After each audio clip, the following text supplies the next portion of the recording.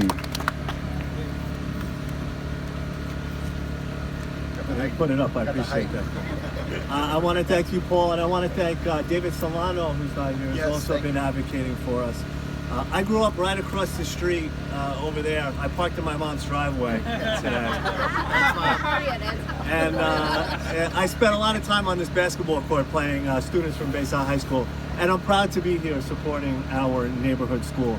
And there's a reason all our elected officials are here from every level of government, is because the argument that you're making is 100% right.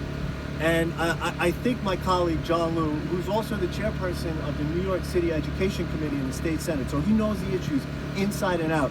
I think he hit the nail on the head. The Fair Student Funding Formula already takes into account student need. And anything beyond that the city is doing with money is just arbitrary spending. And if the city was spending equally, Bayside High School would be getting anywhere from 92 to 95% of fair student funding, not the 85% it's getting now. So we are 100% justified in bringing attention to this and making our case to our neighborhood and to City Hall that they need to change the way they fund the schools, and they need to do it much more fairly. And yes, as John pointed out, the city will point to the Campaign for Fiscal Equity and try to blame the state for the lack of funding.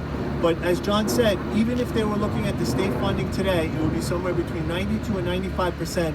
And we are working towards fully funding CFE. In fact, we've had historic increases in state education funding every year over the last 6 years. We've increased city education funding close to $2 billion over the last 6 years. So the city's effort to pass the buck and blame the state is just unjustified and unfair. And I will stand with everybody and continue to fight to make sure this school, which has been so successful, 98% graduation rate, that's such great news, to make sure it stays successful and excellence is rewarded and not punished. Thank you very much.